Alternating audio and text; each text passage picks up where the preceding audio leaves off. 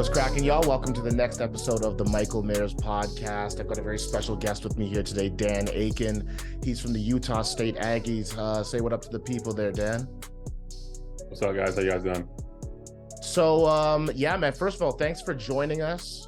This is amazing. And like, it's funny because, people might not know this about you, but you're actually born in London, England. So take us back to the beginning of like your childhood growing up in London, England.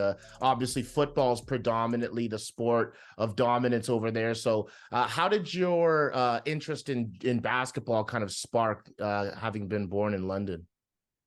Yeah, like you said, obviously, growing up in England, you're kind of forced to play football. So initially, I did play football for a little bit, played right back and in goal for a little bit, and then just lost the passion for that. And then I did track and field for a little bit because we had the Olympics in London, 2012 Olympics. So I kind of got inspired from watching that. So that was pretty cool. So I did that for like 3-4 years, and I really didn't start playing basketball. I was like 15, 16. So at that point, like I didn't want to play basketball because it was like I was kind of selfish growing up. Obviously, it's a team sport.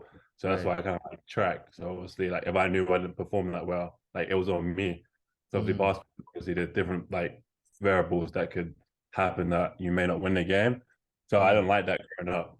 And also I didn't like suicides as well. So Right. Yeah, man, no, I hear you, dude. And like at the end of the day, like talk a bit more about that, unpack that for me. Like you mentioned that like it was a bit more of a selfish demeanor that you had when you were younger, and then you kind of learned that team aspect. What are some of the adjustments that were difficult for you and some of the benefits that came out of making that adjustment? Obviously, I just playing within the team. Honestly, it's really just being able to hang out with my boys more often because they were playing basketball. I was basically doing my own thing, doing athletics. So I was like, all right, let me see what this basketball thing is saying. And then obviously I grew when I was like 15, 16 at the time. I was like 6'4". So everyone's kind of pushing me to play basketball. So I was like, all right, I might as well give it a try. I was obviously pretty athletic. So yeah, it kind of worked out. And obviously just being around the team, just the whole camaraderie, just being with your boys and obviously going up to battle with your boys is pretty cool. And so, like, obviously going from that it's all on you mentality into it's on all of us.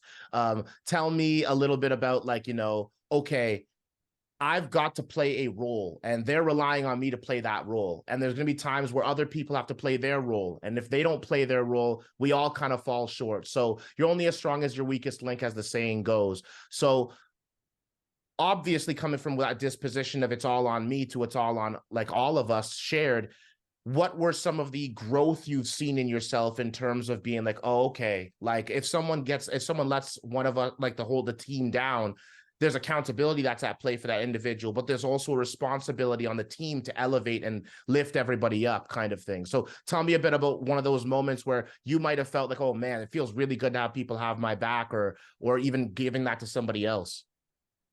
Yeah, obviously it's difficult to adjust at first because obviously, like you said, just used to being the one guy, kind of knowing where like, okay, if I didn't win or didn't finish top three, I kind of knew like I didn't show up that day. But obviously now it's different because you have teammates involved. So it's kind of like a good thing, like essentially a good thing because obviously, like if I don't bring my A game today, my boy will step up. He will go crazy. Or if he doesn't go step up, then I'm gonna step up. Like that's the beauty of having like teammates and whatnot. But yeah, obviously it's just a good adjustment because obviously like, okay, I don't have my A game today. I can rely on other guys, which is a great thing, not like having like a one-dimensional team. That's also great, yeah. So the draft wrapped up last week, and you gave some props on social media to your fellow teammate Taylor Funk for making it to the Miami Heat Summer League squad. So how surreal is it watching those opportunities and seeing all the hard work and practice just paying off, and the skills being recognized, with the teammates around you? Yeah, it's crazy just to see because there's a bunch of guys that I played against this season, like maybe like 9, 10 guys I can name that I played against that are in the draft. So that's pretty cool to see. And obviously Taylor as well, obviously practices with him every single day, knowing he's on that level, like obviously in practice, giving him buckets, locking him up. So it's pretty cool to see him on that stage. But yeah, all props to him. And yeah, just it's a good experience just to know like you're just right there, you know. Mm. And did you have any like aspirations to make the league? I know you said you started at 16. So like, Yeah. we got obviously the Joel Embiids, but that's more of the outlier than it is the regular. Like it's difficult to make it to the highest level when you're picking up the sport at such a late stage. So do you ever look back and say, I wish I started this earlier? Or is this just something you're like, oh, look, this is just kind of the way that things happen. I fully accept it.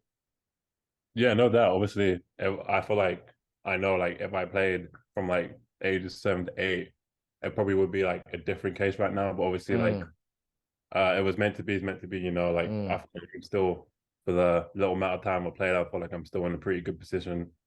So yeah. And with that being said, I mean, you just won sixth man of the year in the Mountain West. So like, it's not like you're some spring chicken who doesn't really know how to ball out. So you're doing your thing. Was that something you anticipated happening in your senior year? Honestly, no, because like so I was at Utah for 1 year. This is my Mm-hmm. 1 year there. So like I was like recruited to be a star, but then I guess for the team dynamic, it just worked that I came off the bench. And obviously, initially, I wasn't like the most Right.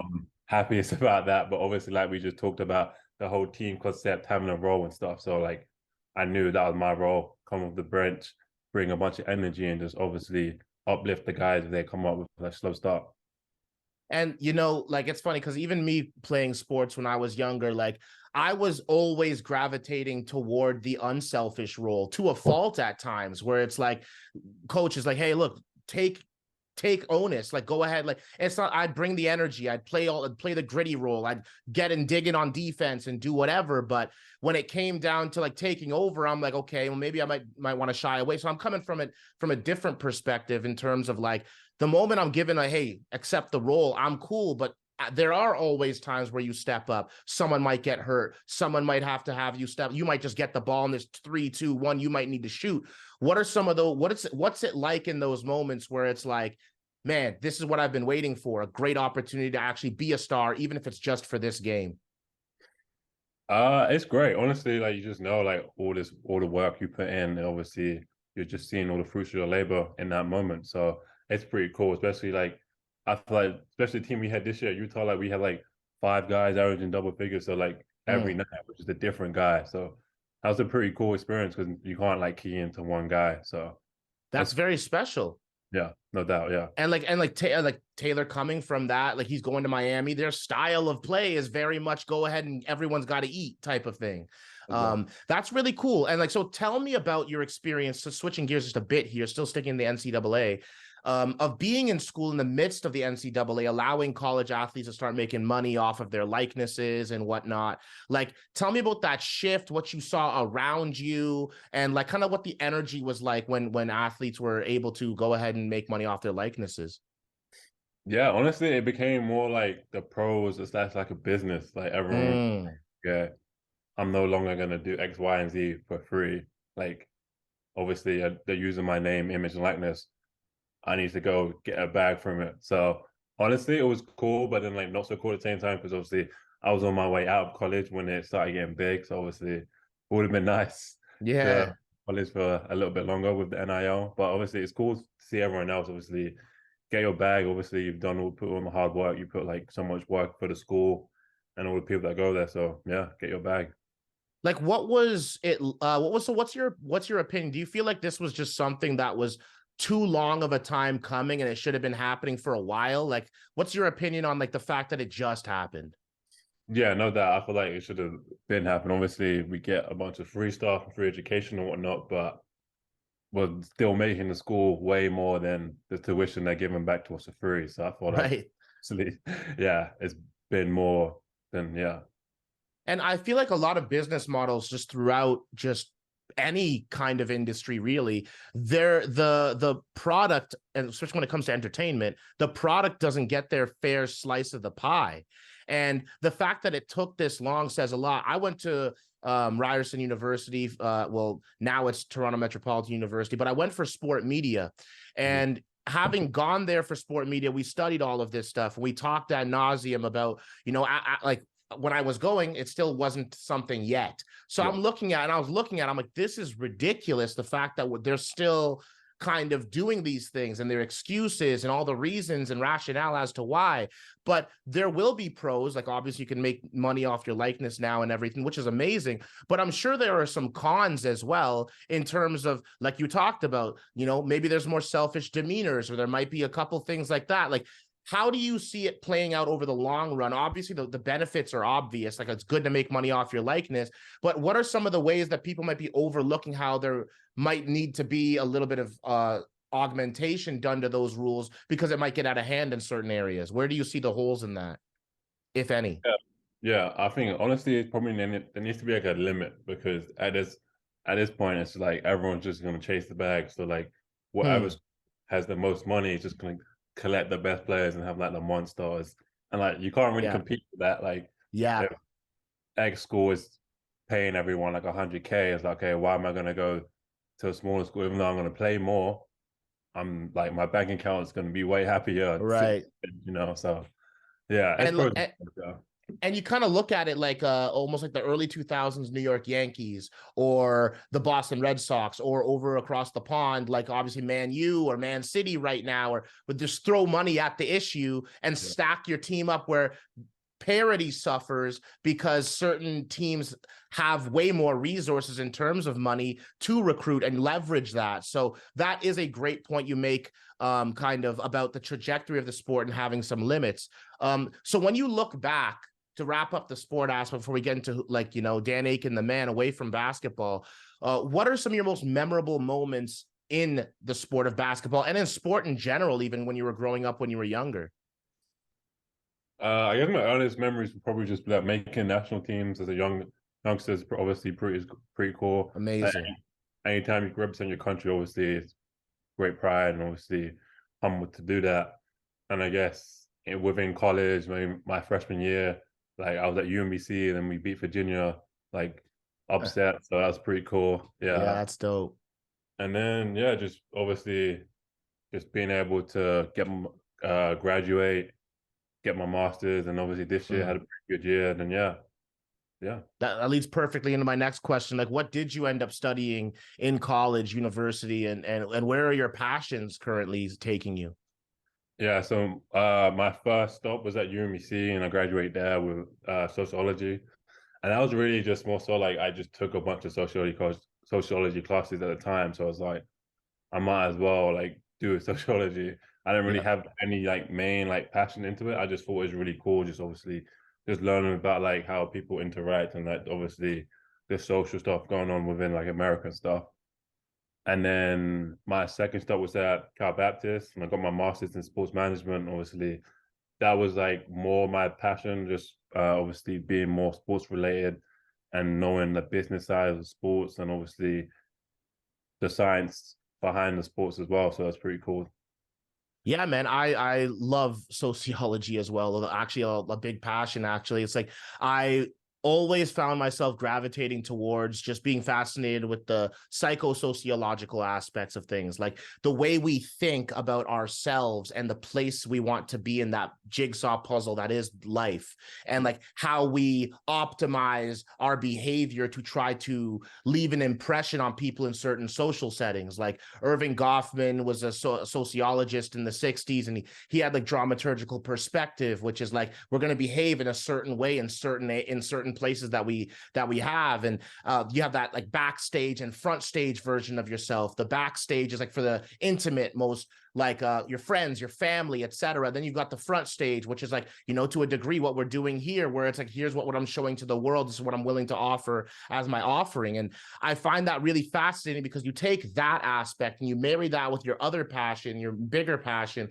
which is sport management. You realize that you're like learning how society operates is a perfect segue into managing people in a big industry like sport. So where do you see that combination of skills taking you into the future? I do have like a passion in just like management. So like maybe like it would be like being an agent. I think being an agent would be pretty cool, like having your seat and managing obviously players, and you got to communicate between players, coaches, teams, like GM. So that's pretty cool, and obviously building yourself as a brand as well. I'm a firm believer that, like, whatever our calling is in life or whatever our passion is, we've been secretly like honing that superpower for years. What are some areas in terms of, like, what's required of being an agent?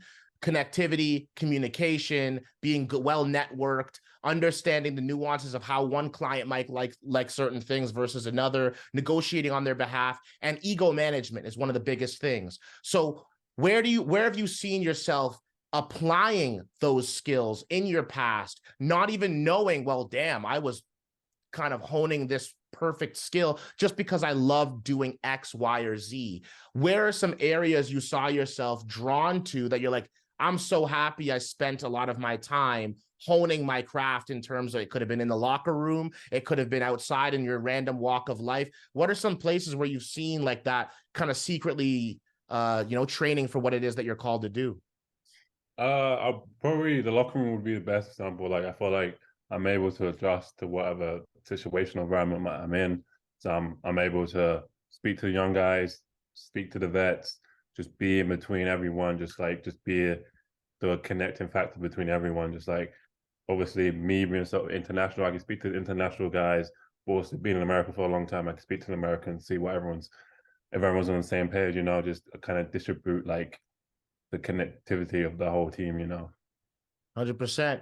And so one of my biggest things I like to ask on my podcast, ask this to everybody who comes on, is like, what's your why? And when I say that, I mean, like, what are your intentions and motivations behind everything you're doing? So you've talked about where your passions are, and you've talked about what you'd like to do with being an agent and starting an agency and how exciting that would be. What's the lasting legacy and the intentions that you're putting as an input to create that legacy to become a reality? Like, what are you excited to leave as a mark on other people's lives after they interact with you professionally?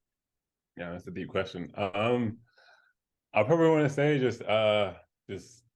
damn, uh, probably just how I obviously just maybe make an impact in just the people I meet.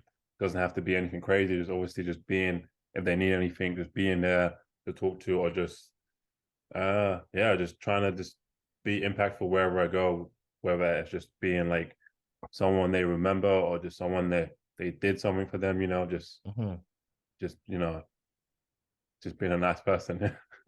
I feel like, honestly, it's I think a lot of where we like to give back is based off of places that we kind of maybe had a lack of in our past. Like for me, if I wasn't doing this, I'd want to be a therapist, hence the deep question. I love I love offering people an opportunity to ask themselves a question they never really would have thought of putting together.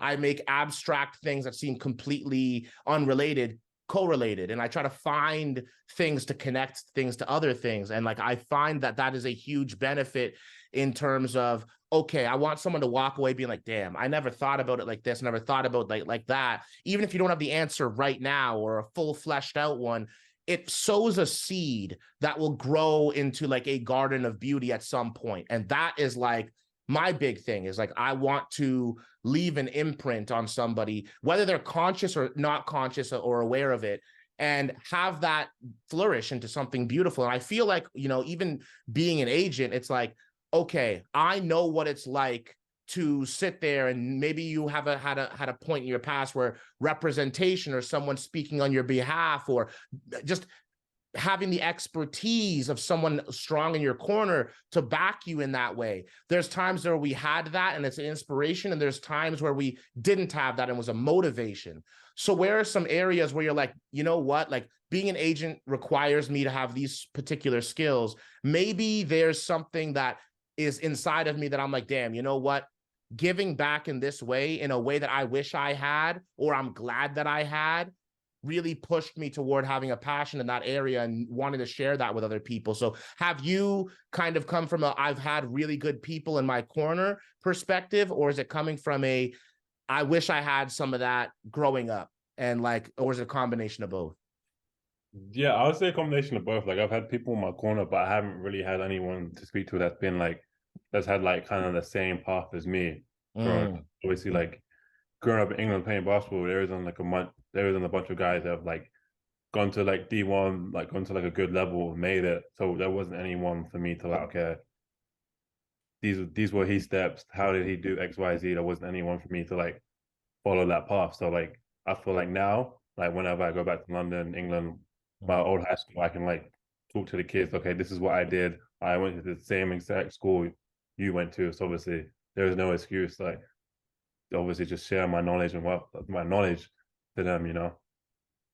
Awesome, man. Yeah, no, I really appreciate that. Like, because that's giving back. And at the end of the day, when you give back, my mentor and I speak, and at one point he meant we were talking, and I said to him, and he said this, it was really profound. I said, I add value to my life by adding value to others. And that's kind of been my life mantra. That's kind of what drives this podcast. That's kind of like what moves me to go forward. And like you, in your words, being a nice person, because when you're nice, or when you're a good person, a pleasant person to be around, you have altruistic intentions for other people, they walk away with their life being that much more enriched. But be it a smile, knowledge, a combination, a feeling of belonging, a sense of a path, that's offering something beautiful to the world. So I wanted to say thank you for choosing that path, and not, just doing something just to pass the time. I think a lot of people really end up existing as opposed to living, and you live when you're actually living your passion. So Mm-hmm. with that, I really appreciate you joining the podcast. We're running out a bit of time here. So is there anything else you wanted to say right now as you start your journey being an agent?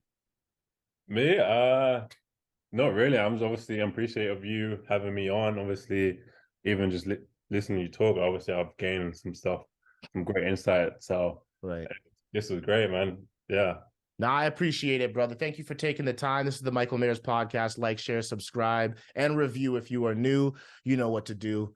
We'll check you guys on the next one. Peace.